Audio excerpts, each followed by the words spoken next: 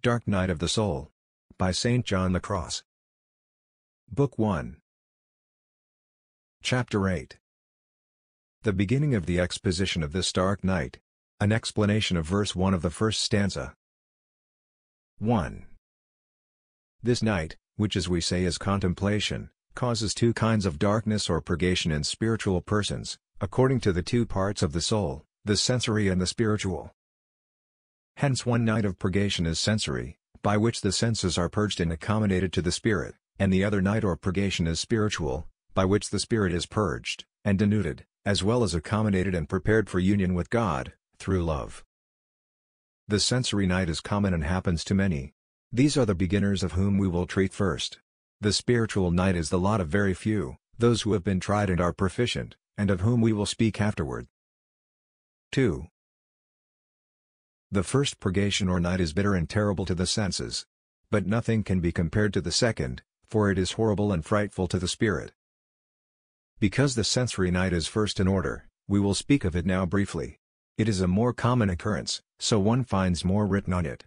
Then we will pass on to discuss more at length the spiritual night, for hardly anything has been said of it in sermons or in writing, and even the experience of it is rare. 3. Since the conduct of these beginners in the way of God is lowly, and not too distant from love of pleasure, and of self, as we explained, God desires to withdraw them from this base manner of loving, and lead them on to a higher degree of divine love.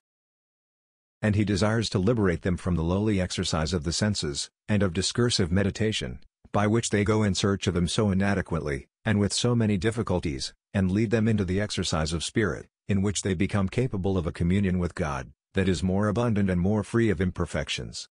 God does this after beginners have exercised themselves for a time, in the way of virtue, and have persevered in meditation and prayer. For it is through the delight and satisfaction they experience in prayer, that they have become detached from worldly things, and have gained some spiritual strength in God. This strength has helped them somewhat to restrain their appetites for creatures, and through it, they will be able to suffer a little oppression and dryness, without turning back. Consequently, it is at the time they are going about their spiritual exercises with delight and satisfaction, when in their opinion, the sun of divine favor is shining most brightly on them, that God darkens all this light, and closes the door in the spring of sweet spiritual water they were tasting, as often and as long as they desired.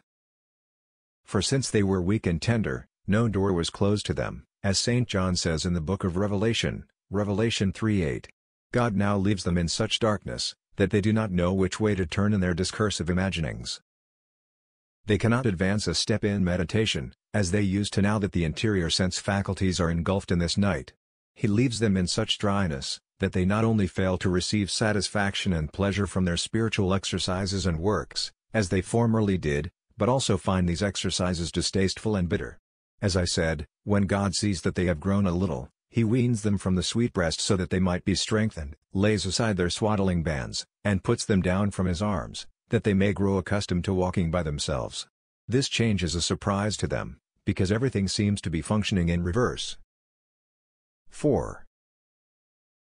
This usually happens to recollected beginners, sooner than to others, since they are freer from occasions of backsliding, and more quickly reform their appetites for worldly things. A reform of the appetites is the requirement for entering the happy night of the senses. Not much time ordinarily passes after the initial stages of their spiritual life, before beginners start to enter this night of sense. And the majority of them do enter it, because it is common to see them suffer these aridities. 5.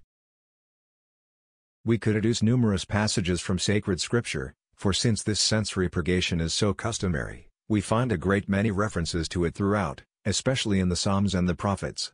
But I do not want to spend time citing them, because the prevalence of the experience of this night should be enough, for those who are unable to find the scriptural references to it. Next video, Chapter 9. Thanks.